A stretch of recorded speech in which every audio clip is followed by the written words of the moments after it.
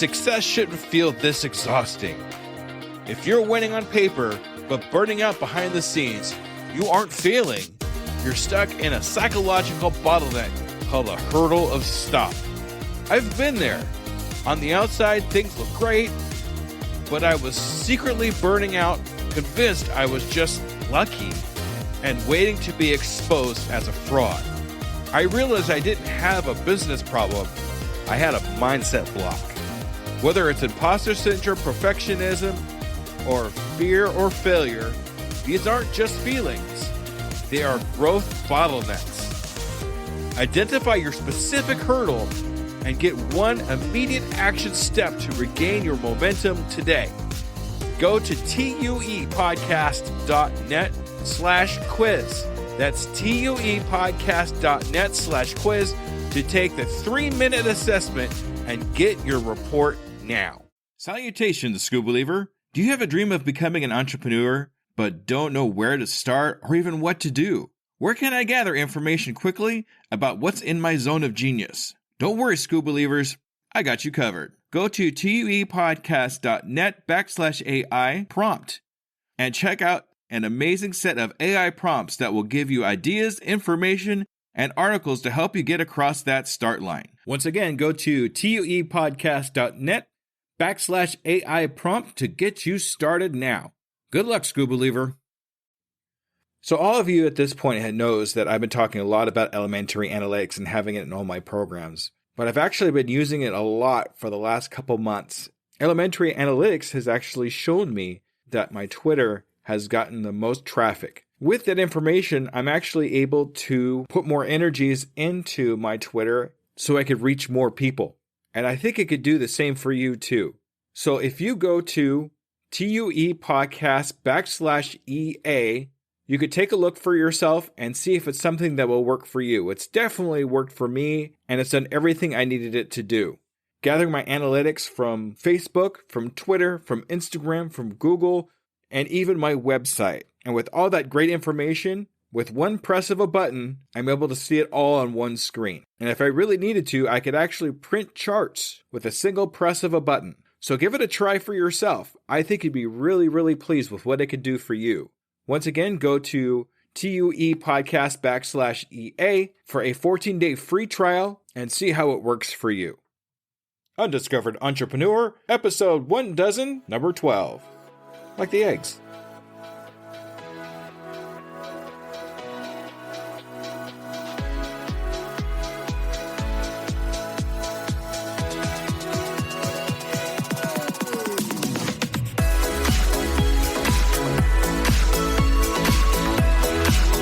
Welcome to the Undiscovered Entrepreneur, the podcast where brand new entrepreneurs come to life and could quite possibly be discovered. Join me, DJ Scoob, and the rest of the Scoob Believers as we help these new businesses become a reality. And now, away we go!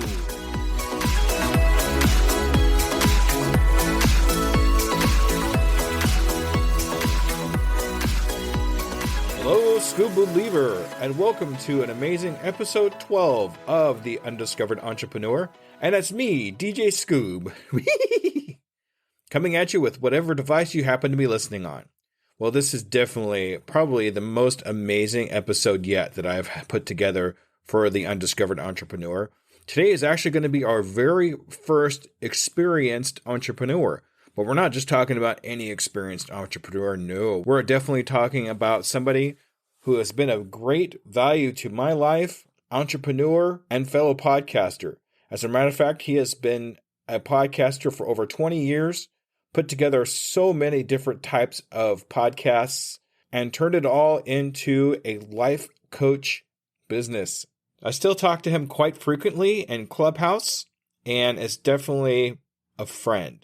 And today we're talking to none other than Cliff Ravenscraft. Let's take a listen.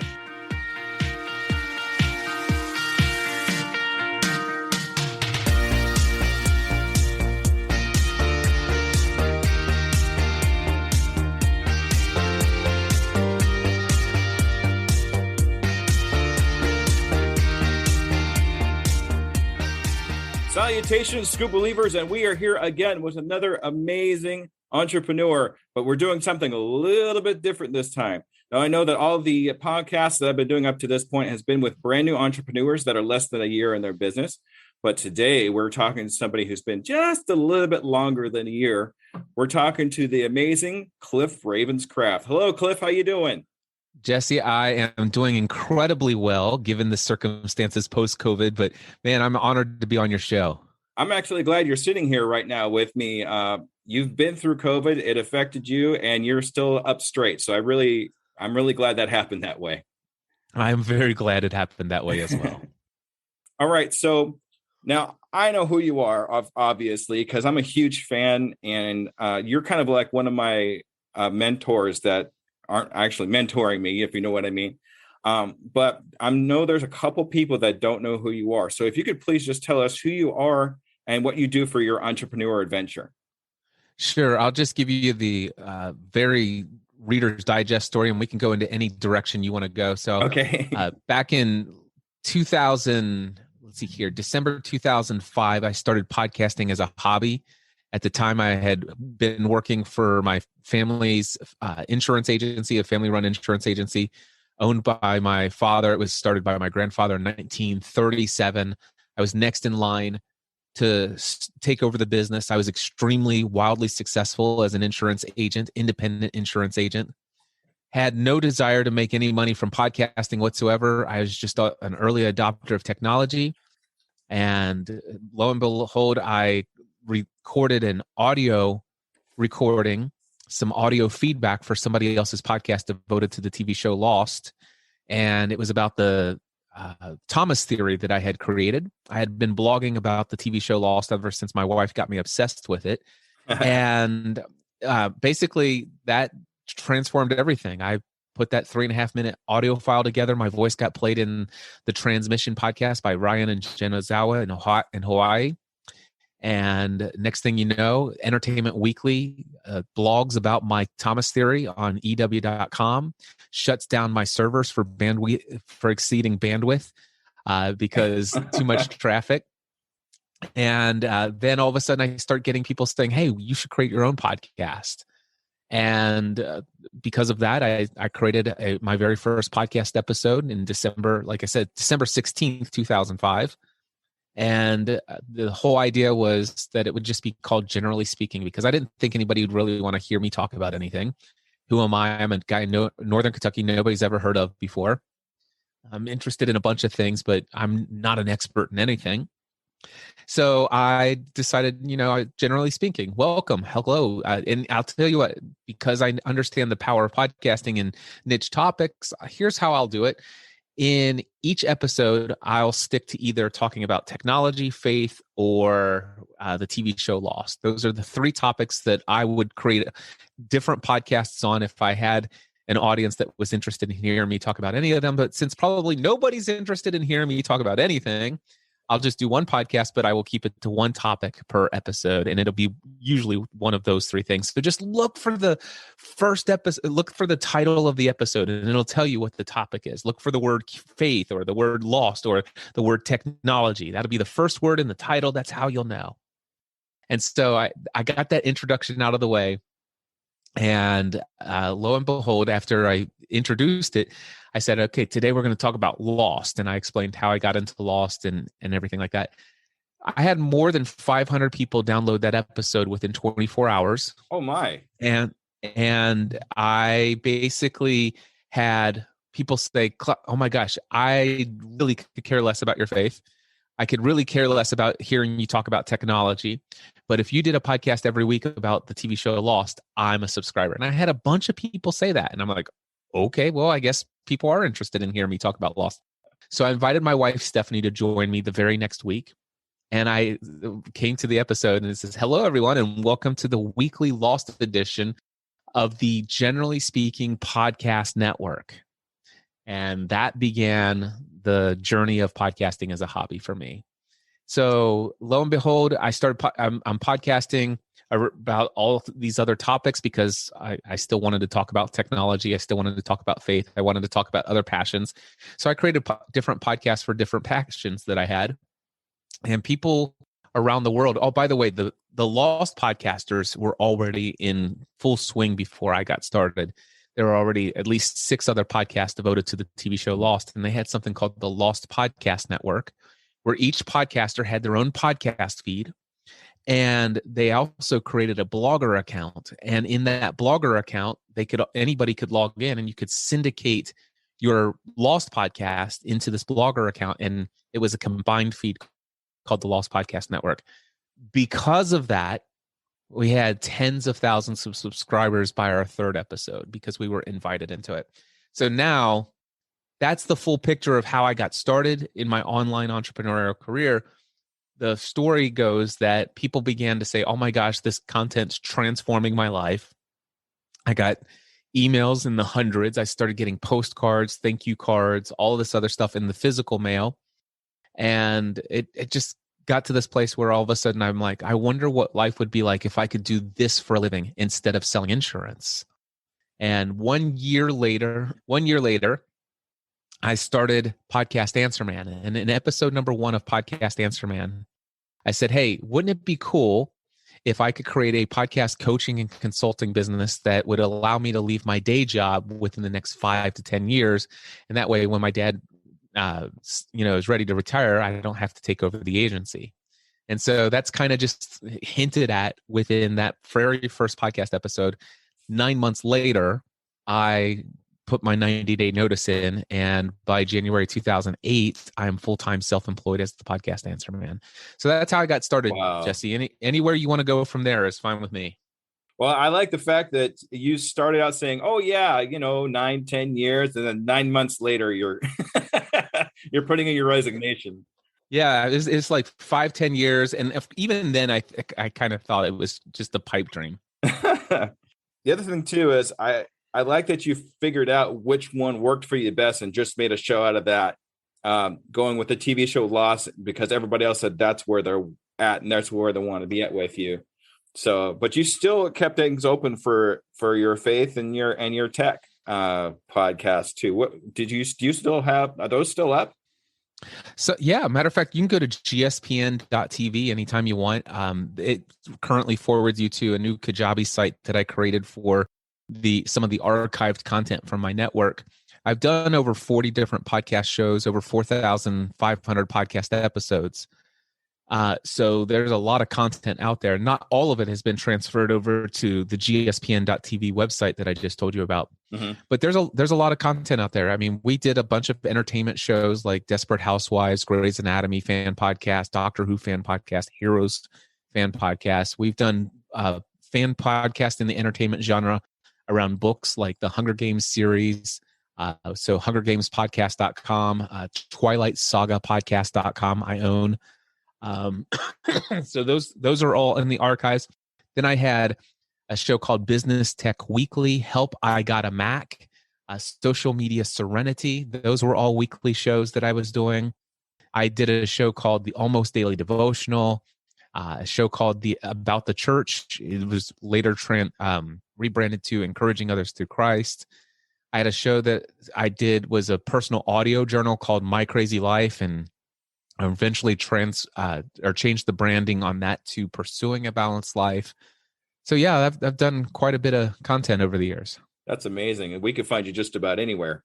I'm going to go on to a little something different here. Now, you are obviously one of my biggest virtual mentors. So is Pat Flynn, because I know you're friends with Pat Flynn as well too. But back then, when you were first getting started, did you have any mentors or guides to help you along for your success in, say, the podcasting and being able to do what you do now? Yeah, I had friends. Initially, it was friends, not necessarily mentors, but I had friends who had helped me out. I talk about this, I think, in episode 1 of my brand new podcast called Upgrade Your Peer Group, mm-hmm. over at upgradeyourpeergroup.com.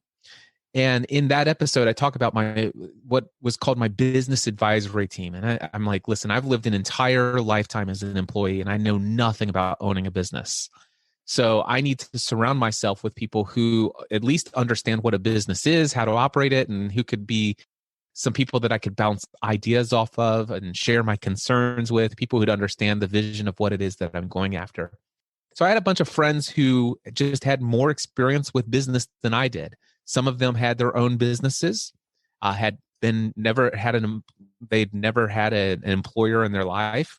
I had a pastor friend of mine whose dad owned his own business. I had somebody else who was a CEO of a business, and somebody who had an MBA, in Masters of Business Administration, I guess. And I'm like, okay, I'm just going to start with these guys. And so I bounced ideas off of those. It was a lot of help there. I had one very important and influential friend in my life. His name is Mark Tafoya. He was somebody who was a fellow podcaster. He is one of those guys he's been a serial entrepreneur his entire life. He's a personal chef in New York City. And I got to tell you, man, that guy poured countless hours into encouraging me through some of the more challenging ups and downs in my business, just as a personal friend, and keeping me focused on the the next things and the next decisions, and don't give up, that kind of stuff. So I had that going for me. It wasn't until probably mid 2008, right around halfway through my first year in business, that I started to really understand the value of personal development and self-help, which I had had a lot of bad taste in my mouth. There were some influential religious leaders in my upbringing that seemed to put a lot of negative emphasis on this whole idea of self-help and personal development and this, positive thinking stuff. And so I stayed away from that material that could have benefited me much earlier. But in middle of 2008, I recognized, man, I want to read some of these books that people are talking about, like Think and Grow Rich and the 4-Hour Work Week. And then I read this book called 48 Days to the Work You Love by Dan Miller. And Dan Miller, in my mind, Dan Miller became my very first virtual mentor. The same way that you're kind of referring to me, Dan was that to me for many years. Ultimately, became a close personal friend of mine, and we've had an incredible relationship for more than a decade now. But so Dan Miller was probably one of my big mentors early in the days.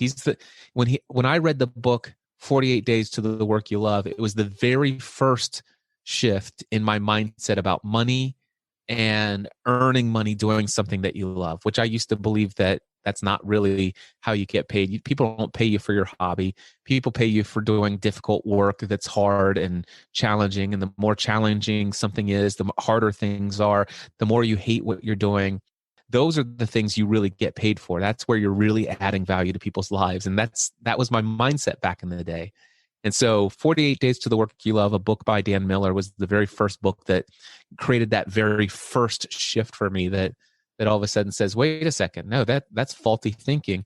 Not only should you get paid to do work that you love, but it's ultimately you'll find more success doing something that you love than something you find incredibly difficult. Just because you're got some natural gifting and talent and passion for a project, that's going to be what's causing you to put the extra effort in, to go the extra mile, to learn and to not give up. And really helped me understand the idea that, oh my gosh, I am putting thousands of hours into learning podcasting. And and I'm not doing it because it's hard. It's because it's what I can't not do.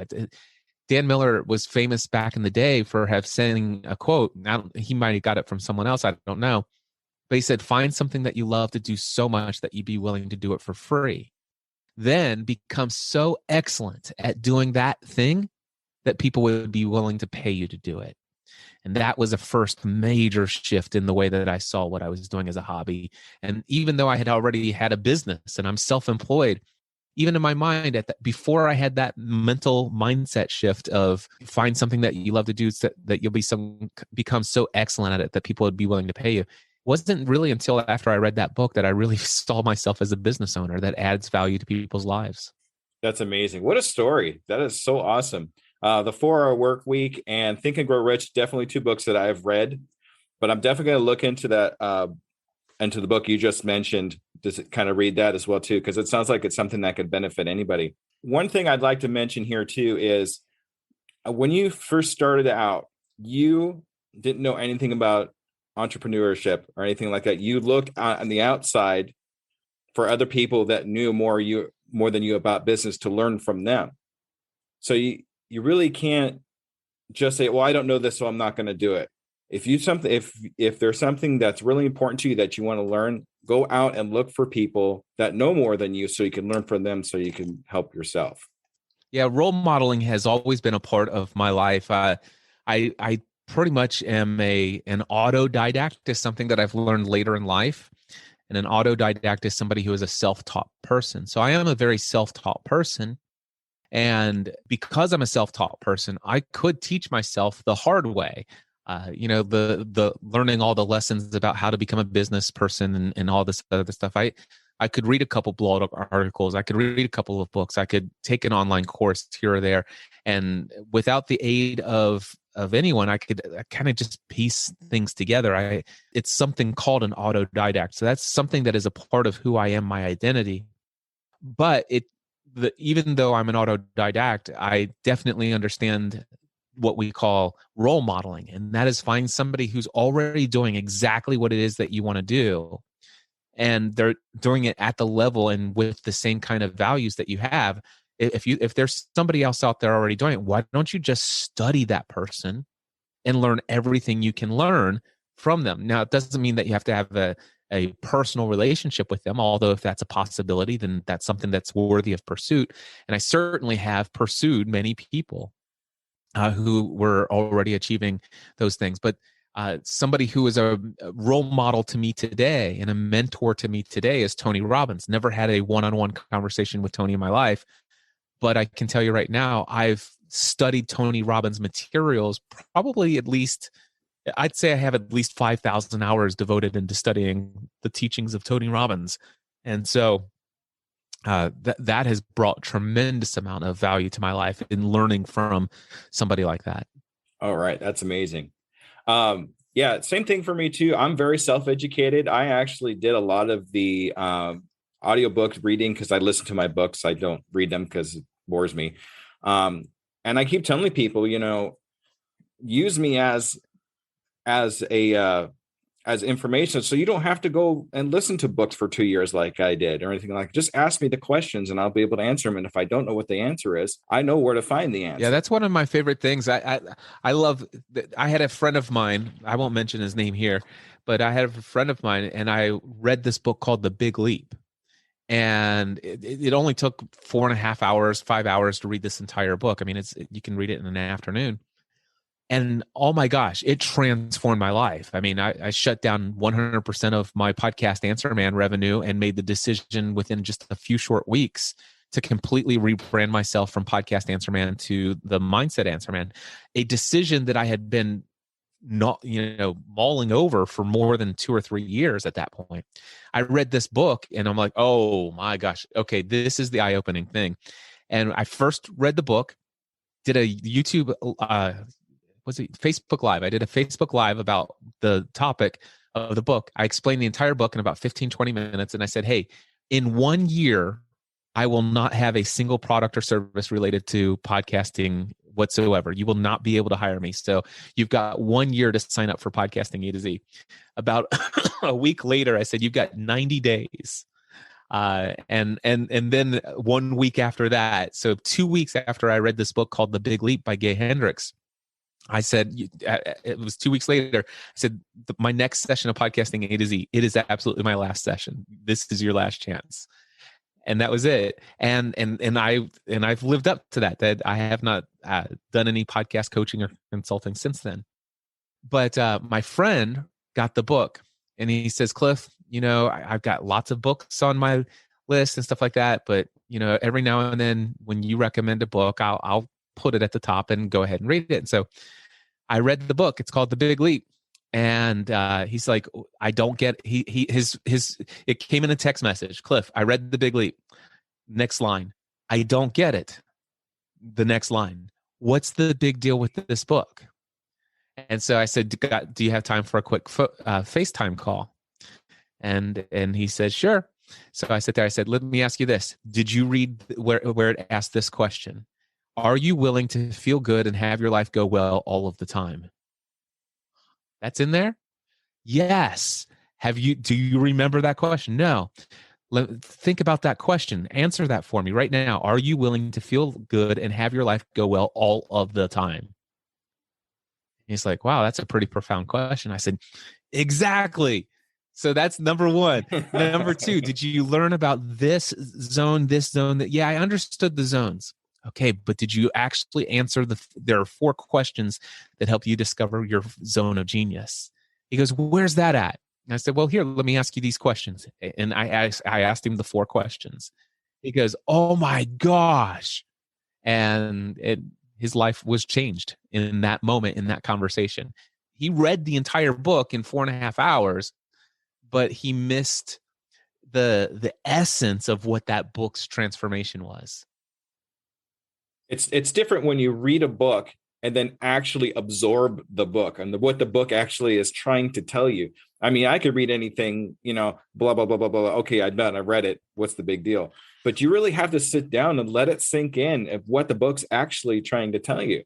So yeah, I could definitely see that. And I'm glad that he made that transition. Yeah. And that's the cool thing about books is I'll get in, like, have you ever heard of Thou Shalt Prosper by Rabbi Daniel Lapin? No. Okay, this is a book that had radically transformed the way that I think about charging people money for what I do.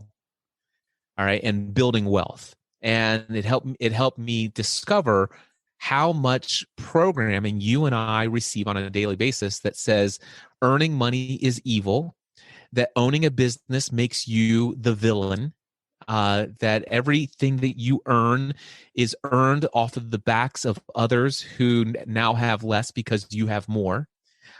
This is in our movies, it's in our books, it's in our TV shows, it's in our culture everywhere. Yeah. The funny thing is Thou Shalt Prosper, the 2 books that I've mentioned so far, 48 Days to the Work You Love, I heard about that book from Dave Ramsey. And I had become debt-free because of Dave Ramsey. And I had also succeeded pretty wildly as a result of adopting buy, term, invest, the difference, and educating people before I left my career as an insurance agent. I was a top term life insurance salesman in the United States for 2 different companies in the same year. Dave Ramsey talked about 48 Days to the Work You Love all the time, gave people free copies when they called into the radio show. I want you to read this. I'm going to send you a copy of my friend Dan's book, blah, blah, blah. But he also always recommended people read the book Thou Shalt Prosper by his friend Rabbi Daniel Lapin. So I ended up buying that book and I started reading it. Now I read the introduction, which is the introduction is by Dave Ramsey. Mm-hmm. Then there is or the foreword, whatever. One of them's by Dave Ramsey. Then there's the foreword, and then the book is broken up into, let's just say it's 10 chapters, but it's like the 10 commandments of wealth building. So this guy is talking about the 10 commandments. Well, I read the introduction by Dave Ramsey. I read the introduction from the author. I read the first wealth building principle. Wow, mind blown. I get to the second chapter, the second wealth. It's like, oh my gosh, this is amazing. And I basically get distracted and I go and do other things. And I never made it past that section of the book. But the introduction from Dave Ramsey and then Rabbi Daniel Lapin in those first 2 chapters transformed my life. I have no idea what's in chapter 3 or whatever. And then later, about 3 or 4 or 5 years later, I'm like, I'm gonna read this book all the way through. I think it's time I finally read this book all the way through. But I start from the introduction again from Dave Ramsey, and then I read the introduction from the author, and then I read the first 2 chapters. And I start going into chapter 3, and I'm bored to tears, and I set it aside again. And so I've read that section of Thou Shalt Prosper 2 different times. I've never finished that book. And there are some people, and I will tell you that there was a time in my life when I would refuse to start a new book unless I finished an old book. And that was one of the biggest detriments to my ability to learn and grow, was because I was a completionist or a perfectionist. It's like I'm not going to move on until something else. And finally, I heard something that Tony Robbins said. And of course, I've got a ton of Tony Robbins quotes I could share with you. But he said, listen, I don't need a complicated idea to change my life. All I need is a simple idea that I can remember and consistently apply. Mm-hmm. So all I need, and so he said, one of the ways that he said, he says, listen, I read lots of books. Most of them are, mismatched of something that somebody else has already said and stuff like this. I went to lots of conferences, lots of seminars and all this stuff. And a majority of the stuff, there's just not much there because I only need one insight from a book.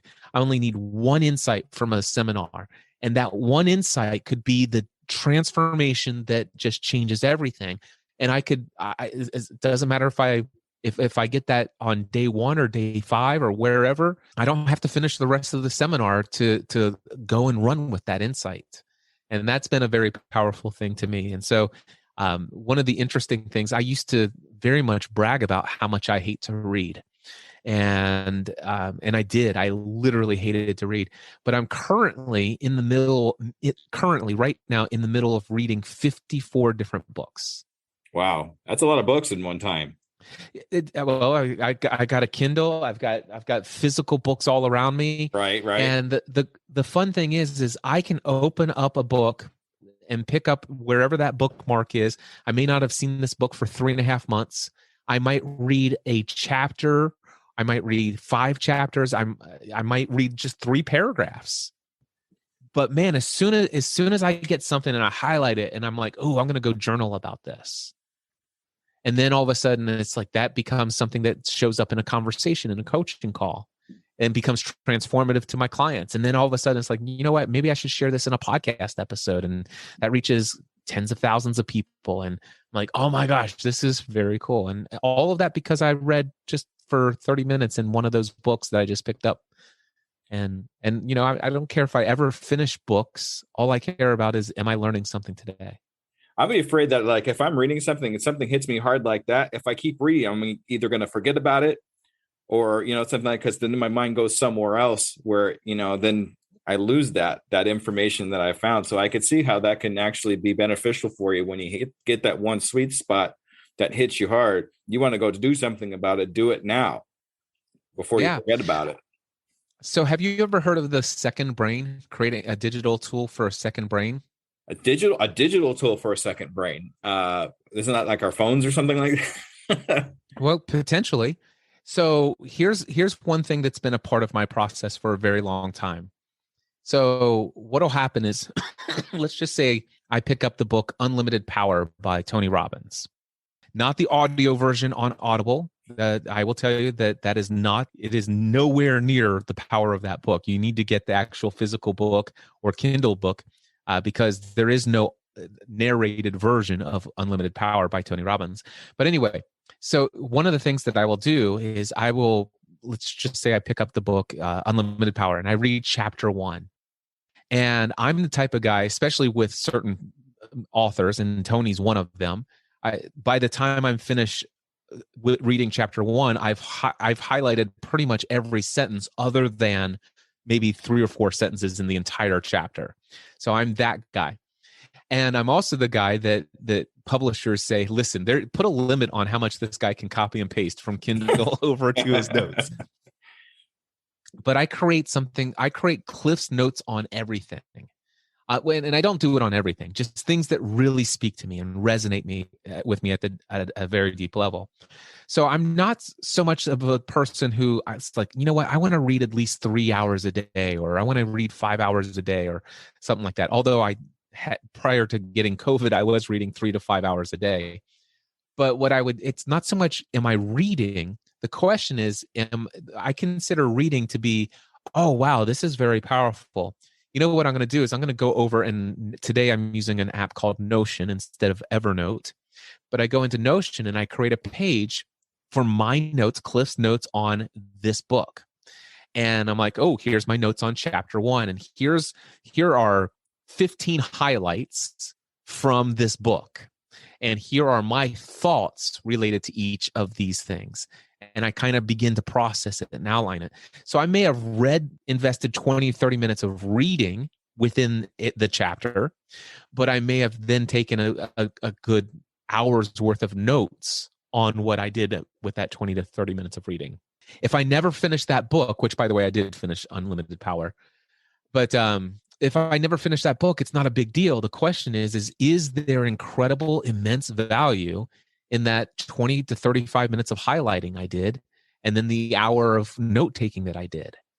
That for me is how I implement. That's how I learn. That's how I grow. And that's why, again, 54 books to me is nothing to be in the middle of right now.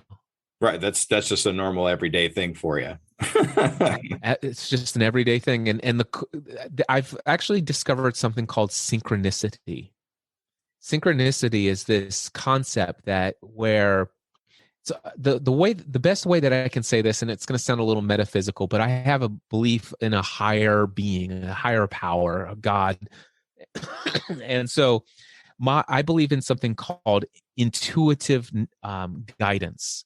So I believe that God is always leading me and guiding me from one experience to another experience to another experience. And in a way, I feel like the best I'll describe it here, just to keep it easy to understand, is I feel like God is consistently speaking to me through various conversations I'm having with people like you, or whether it's watching a TikTok video, or whether it's on YouTube, or watching a documentary on National Geographic, or whatever, or a book. And what's been amazing is how much I might kind of, God is speaking to me about a specific topic, let's just say through an author of chapter 3 of this book. And then I put that down, and then at lunch, I'm watching a YouTube video of one of the YouTube creators that I follow that's completely unrelated, seemingly, to the book that I am reading. It's a totally different topic, different genre. And all of a sudden, it's like that person is now communicating to me. And it's almost as it picks up right where I left off in the chapter in that book this morning. And then all of a sudden, I will be watching a television show with my wife, entertainment-based television show. And the writers of the show are writing scripts that these characters are saying things that are just, it's like it just picked up from the YouTube creator from lunch this afternoon, which picked up right after that book, the chapter, a couple of chapters of that book. It's almost as though every single day, no matter where I turn, I'm being consistently fed the next part of the piece of the puzzle that I need to learn and to grow and to expand my mindset around this. And I've just noticed a consistent ongoing synchronicity happening for over 2 years of my life now. That's actually been happening to me lately. Funny you should say that. What I do is I listen to podcasts and listen to books. And then on my lunch break, I'll watch TED Talks and YouTube videos. And then every once in a while, for some reason, they'll link. Even though I'm doing two different types of things, they'll link together in some way, shape, or form. So I've actually been feeling that myself a lot lately. So that's amazing. So I'm going to go on to a different thing here real quick. I actually got a couple of questions from some of my followers on Twitter. I told them I was going to be interviewing you, and I picked the top 2 questions that they wanted to be asked. So I'm going to ask you one of them right now. So Jocelyn from the Steps to Health podcast asked, in hindsight, what failure are you most proud of and why? Almost dying in the hospital. And what, for me, that failure was the fact that my first year in business was very difficult and very challenging on every level, emotionally, mentally, physically. I had so many limiting beliefs that I wasn't even aware of. Matter of fact, I knew almost nothing about emotional intelligence. I knew almost nothing about how to control your emotional state. So many things that I did not know. And as a result of that, I did the one thing that I felt like I had been taught is you work hard, work harder than anyone else. And gosh, for the first 9 months of my business, full-time self-employed, I worked 12 to 14 hours a day, 7 days a week without a single day off for the first 9 months. After 9 months, I decided to start taking 1 day a week off, but I only allowed myself to make that decision by making a commitment to increasing the number of hours that I work on the other 6 days of the week. And then if that wasn't crazy enough, I basically celebrated my first year in full-time self-employed lifestyle by doing a 24-hour nonstop podcast marathon. So I would record 24 one-hour podcasts within 24 hours, which I did. But right around, I think right around the 22nd hour, I started experiencing some stabbing pain in my back, and it was shooting all the way up through my gut. It's like somebody had just been stabbing me with an ice pick. I I pushed through, as one does, and so at the end of the 24 hours, I'm like, I think I need to go lay down, and there was just no such thing as laying down in a way that wasn't painful. So ended up going to the emergency room. Turns out that I had massive, massive, massive amounts of gallstones, that I had destroyed my physical health to the point where I had one stuck in my cystic duct, and there was a mix up with some doctor's orders and stuff like that. And long story short, I almost died in the hospital after my first year full time self employment. And I consider that to be a significant failure in my life. The failure, the whole idea of just pursuing at any cost. My health is not that big of a deal. My desire to serve others, my desire to be known as somebody who's of service to others, my pride and my vanity, all of those things led into just me feeling like, I'm going to make this happen. There's no way that I'm not going to make this happen, and I'll do whatever it takes, and even if it costs me my physical health. And that was, in hindsight, that was the failure on multiple levels that I gave, and I fed into an example of this hustle culture. It's like I had bought into the hustle culture. I was living the hustle culture, and I was inspiring tens of thousands and eventually hundreds of thousands of other people. So thankfully, I didn't die in the hospital. I came out of that, and that was really another major transformation in my life. That began the earliest stages of my health and fitness journey. Wow, that's a lot to overcome. That's amazing. I mean, holy cow, dude, you almost died. That's just some massive burnout going on right there. Oh, it was massive burnout was an understatement. Like I said, mentally, emotionally, physically, on every level, I was like a piece of toast that was burnt in the toaster. Wow. So that was what's going on. But I will tell you, the question is, what's a failure you're proud of? I'm proud of that failure. People often ask me, what would you go back and change if you could change anything? I say I wouldn't change anything, because I am who I am today because of those things. That coming out of the hospital after recovery, I ended up, I think I lost like 60 plus pounds over the course of 18 months, and learned about the Mediterranean style eating and some significant lifestyle changes. And all of a sudden that became a very inspirational piece of the work that I was doing. But then I gained it all back after getting the flu back in November 2011, and then having an up and down journey of just going back and forth. And I mean, when I was in the hospital, I weighed almost 300 pounds, and I lost about 60 pounds or more, and then I gained it all back. And in November 2014, I was at the peak of my success financially in my business. I had been able to accomplish, I was making more than $500,000 a year. I have no employees, no staff, no anything. Things are going really well financially.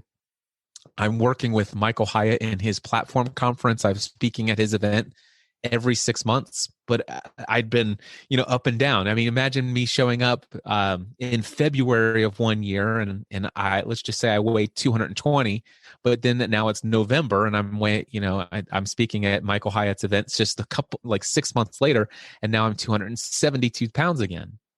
And it's like, what the heck's going on with this guy? Excuse me.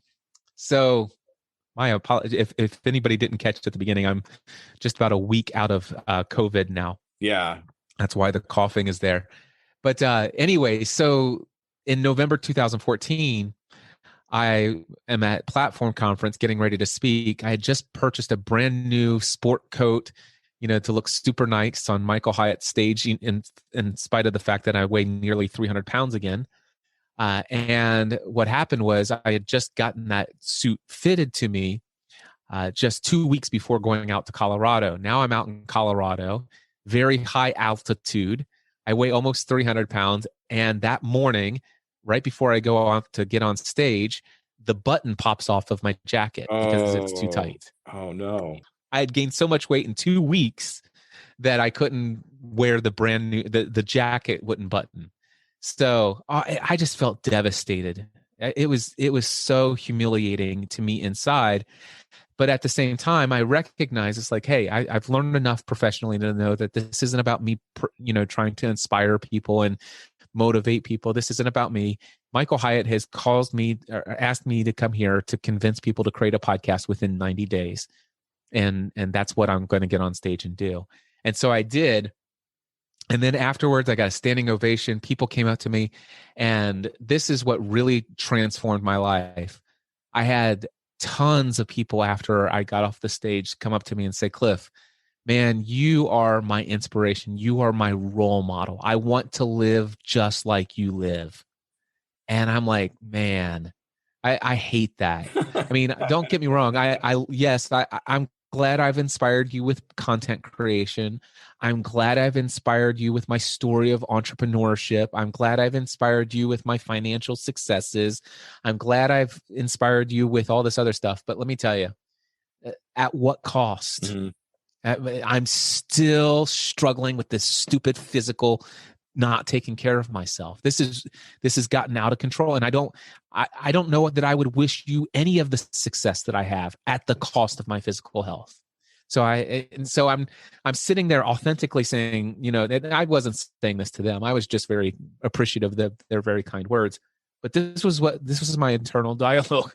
And that evening, Ken Davis, which was Michael Hyatt's business partner for the platform conference, he says, Cliff, I'd love to personally mentor you in the area of health and fitness if you'd be interested. And he told me his story. And that was November 14th, 2014.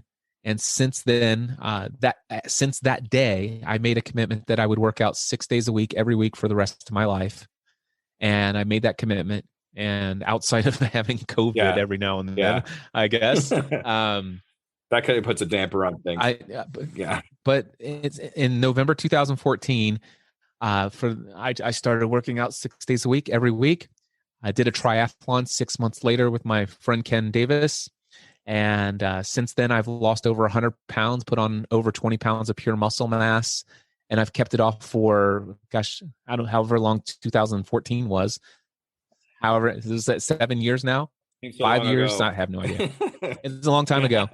But I've kept it off. I've been an incredibly healthy, extremely fit person, minus COVID. Yeah.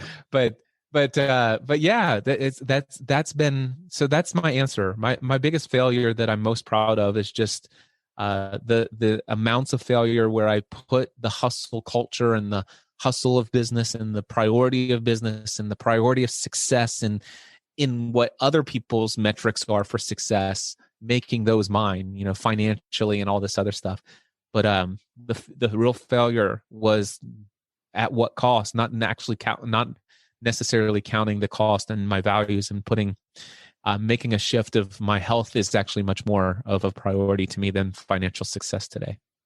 It's amazing to me how something small and minute as a jacket button could make the difference between your mindset of what's going on now in my life and what I need to accomplish from here on out. Something that small, like a button on a jacket, made you change your life. And that's awesome. That it's the proverbial straw that broke the camel's back. Exactly. That was it. That button, that was the trigger. You still have the button? No. Oh, you should have kept it. That would have been a great reminder. Okay. All right. So you got one more question, I think. Okay. So I got one more question. It's from Pixie from On Stage, Next on Stage One, and a project podcast with Pixie. And she asked, what advice would you give to someone who is looking to just make that jump into entrepreneurship? Oh, what advice would I give? Upgrade your peer group. That is hands down number one, the most important thing that you can do. If you're making the jump into entrepreneurship, that means that you're making the jump out of employeeship. And if you are in the world of employee, then chances are that you do life with other employees. And you've spent most of your life being conditioned to think the way that employees think. And you'll never make the transition successfully into entrepreneurship until you've upgraded your peer group with other people who think like entrepreneurs. This is why I struggled so much in my first year. Even my business advisory team, I had a handful of people who understood business, but I also had a handful of people who were still very much stuck in the mindset of an employee style mindset. And so, it's the reinforcement of the limiting beliefs of that go along with a conditioned life that says the natural, responsible path is for you to go find a job, show up consistently, earn that paycheck, and be satisfied with that. And I'm not saying there's anything wrong with that path for anybody who wants it, but obviously anybody who's listening to this is a show for people who are new to entrepreneurship. And I got to tell you, if you want to live the entrepreneurial lifestyle, you want to create that business that allows you to do the work you love, get paid incredibly well to do it, and still have a life where it's not going to put you into the hospital, you're going to need to upgrade your peer group to other people who actually think different about time, effort, energy, resources, products and services. You've got to find some people out there who understand not just the language of entrepreneurship, but understand the lifestyle of entrepreneurship and who understands the ups and downs of entrepreneurship. Surround yourself with people. Jim Rohn, who happened to be the mentor of Tony Robbins, said you are the average of the 5 people you spend the most time with. Tony Robbins, he says this. He said that your life, or the quality of your life, will be the direct reflection of the expectations of your peer group. So if all of a sudden your peer group is like, oh my gosh, I can't believe you're making $7,000 a month every month in your business, that's a lot of money. If anybody's ever said that to you, you need to make sure that they're not one of the 5 most influential people in your life, because I can tell you right now, you will never succeed financially as an entrepreneur with only $5,000 to $7,000 a month of revenue. It just isn't going to happen. But if it sounds like, if $5,000 to $7,000 a month sounds like the holy grail, oh my gosh, I wish I could have that. That tells me that you have not absolutely made the transition into the mindset of an entrepreneur yet. You're not there until all of a sudden you're hitting at least 10, 15K a month minimum, is really the mark for being able to be successful. And that's if you're a solopreneur with very low overhead. So my number one piece of advice, upgrade your peer group. And I actually created a podcast all about the mastermind principle over at upgradeyourpeergroup.com. All right. That's amazing. So I know you're kind of getting low on time here, so I'm just going to ask you 2 really simple, quick questions, because one of them is actually, believe it or not, I have an entire 24 hours in this day. Oh, really? Oh, okay. So I don't feel too so bad, because I set this up for an hour for you, and like, I'm going over. Oh boy. Okay. So I'm going to ask you this question, and this is kind of a question I ask everybody that I interview. So in your life, the next 6 months of your entrepreneur adventure, what are your goals? The next 6 months, fully recover from COVID. That definitely is definitely top number 1 on my priority. Yes. Get back into the gym 6 days a week, every week, and continue that process. Basically, as far as, and then just continue to do what I've been doing for the last several years of my life. Ever since I read The Big Leap, I want to live my zone of genius every day of my life. I know who I am. I know what value I bring to the world. I know how I add the most value to my clients. I am in a very blessed position to know exactly what my mission and my purpose is, at least in this season of my life. And I have a business that allows me to do that consistently. So for me, I want to consistently be facilitating at least 2 paid mastermind groups where members are paying $1,000 a month to be a part of that. I've been doing that since November 2017 under the Next Level Mastermind groups. And then I will always want to have about 3 to 5 one-on-one, very highly paid one-on-one coaching clients. And I want to continue to be able to do all of the work necessary to not only gain those clients, but serve all of those clients only on Tuesdays, Wednesdays, and Thursdays, giving me every Friday, Saturday, Sunday, and Monday off. So instead of working 6 or 7 days like you were before, now you're only working like 4, and that's only a few hours at a time. So before COVID hit, since July 2019, I've been working only 3 days per week, Tuesday, Wednesday, Thursday, having 4-day weekends every single weekend.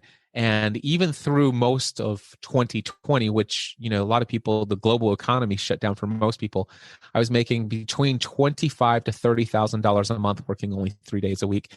And I'm the only person in my business. Well, except for my wife, who helps me with accounting. That's amazing. Did it all yourself. That's so awesome. So now if someone's listening and wants to get a hold of you or enlist you in any of your services or anything like that, how would they do that?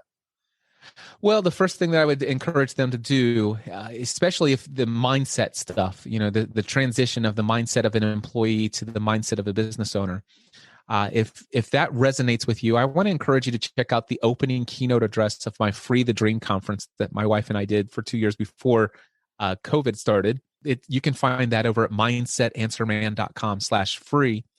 And you'll hear a little bit more about my story, but specifically, you will hear about some of the beliefs that I had about money and how that caused me to consistently turn people away when they wanted to pay me for something that I'd already done for them. In fact, there's one story about how one guy, he's like, Cliff, you've got to send me the invoice for $300. And I'm like, I can't go to sleep tonight with a good conscience if you pay me $300 for this 5 minutes worth of work that I just did.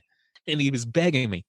But that was a very common thing for me. And I had this habit of throwing away money in the trash can. And so that's my opening keynote story. And there's a whole method in there where I talk about the fact that all beliefs have consequences. If anything that I've said with you resonates with you today, go watch this message. It's absolutely free, except for the fact that I ask you for your email address. And yes, I have an email newsletter that you'll get every week, but you can unsubscribe from it anytime you want. And all of that's available, mindsetanswerman.com/free. Then, of course, from there, just go to cliffravenscraft.com, click on podcasts, and see some of the podcasts that I'm currently producing today. And also, you can also find him on Clubhouse. That's where me and Cliff actually met, was on Clubhouse. So if you want to listen to some of his AMAs that he has on there, go on there and look for him. You'll find him. And it's amazing to even speak with you at this point, even in your condition that you're in. Very appreciative of your audience that are still tuning in. I apologize for my coughing throughout, but I gotta tell you, man, I'm so thrilled. I didn't want to cancel this. I'm glad to be back in the chair. I'm glad to be behind the microphone, and the fact that I've been able to chat for an hour and have this is a good sign for me, man. It feels good. Cliff is back, ladies and gentlemen. Cliff is back. All right. So thank you so much, Cliff. And I'm going to do this one real quick thing because I forgot to do it in the beginning. So I have a really important question to ask you. Are you a Scoob believer? So I love Scooby-Doo. And I got to tell you, there are different versions of Scooby-Doo I've heard that are out there, and it's hard to describe. So I think I can tell you that I'm a true believer of Scooby-Dooby-Doo, Where Are You? Which would have been the actual version of the cartoons that I would watch when I got home from school in elementary school. So as long as it's Scooby-Dooby-Doo, Where Are You? That particular version of the show, I'm a huge fan. All right, awesome. I'm a big fan of the original 1969 version, the 72, the original with all the door gags and the laugh tracks and things like that. Nothing ever tops that. So I'm definitely going to go with that. All right, Cliff, thank you so much.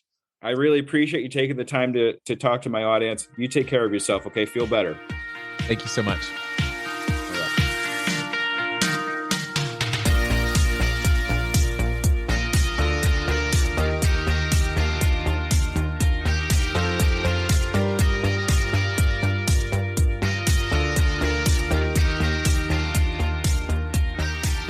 All right, Scoob believers, that was Cliff Ravenscraft.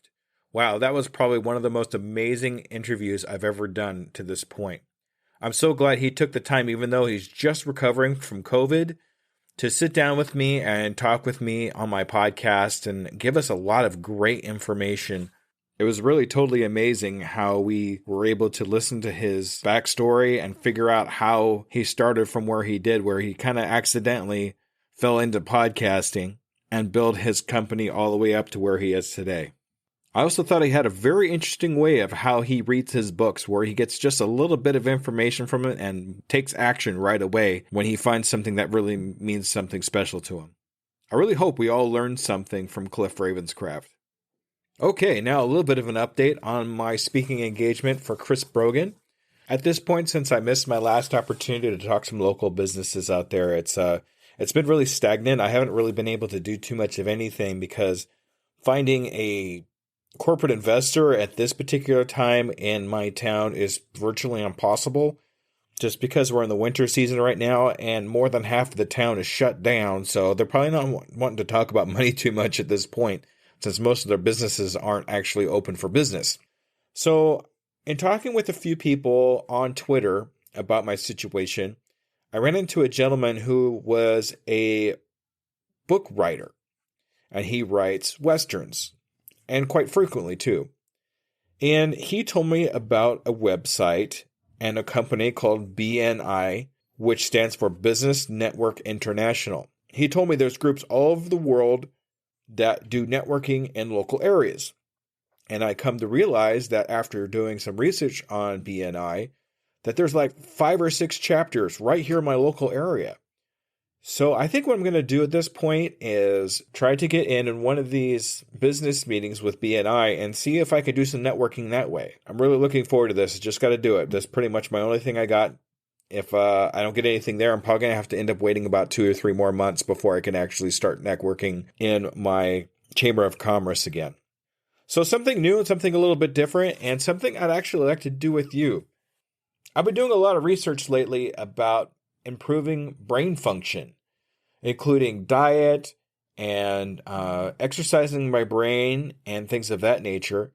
And one thing I came about was learning a new language is a great way to grow synapses in your brain. Yes, actual synapses in your brain that can be used, transfer information from one place to another in the brain faster or quicker, kind of like having a paved road that's brand new, clean, no bumps, no potholes or anything like that, so you move along a lot faster. Kind of the same way.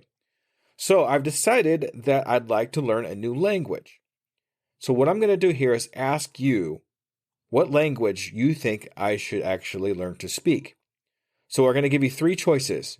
We're going to learn either Spanish, Russian, or Klingon. That's right, I said Klingon.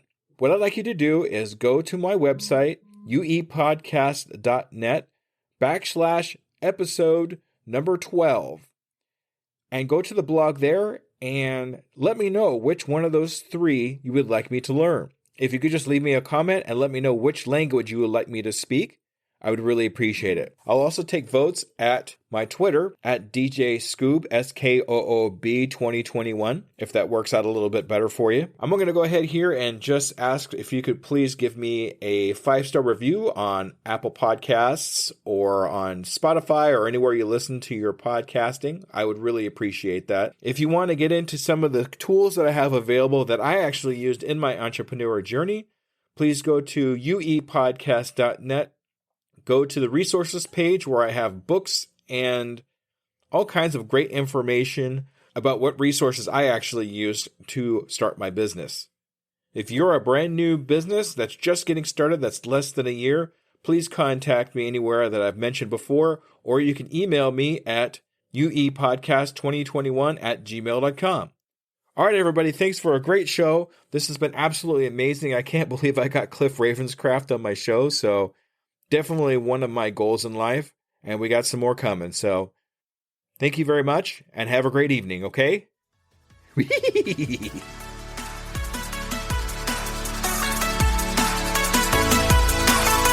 Hello there, DJ Scoob here, and I just want to personally say thank you for listening to my program. I really hope you learned something. Tune in 2 weeks to listen to another brand new entrepreneur. And remember, I can, I am, I will, and I'm doing it today.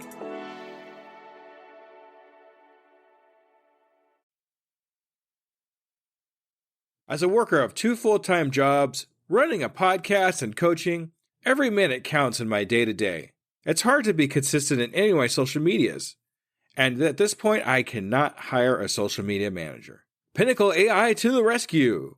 I've been using Pinnacle AI for a couple of weeks now and seen big improvements in my outreach and consistency in all my social medias. Do you want to save time and increase your productivity too? Go to tuepodcast.net/AI for more information. Save yourself time and grow your brand. Try it now and see what it can do for you. Hello, Scuba Believers. Let me ask you a real quick question. How many cups of coffee have you had today? 3, 5, 7? And let me guess, you've got a Red Bull in the other hand just in case, right?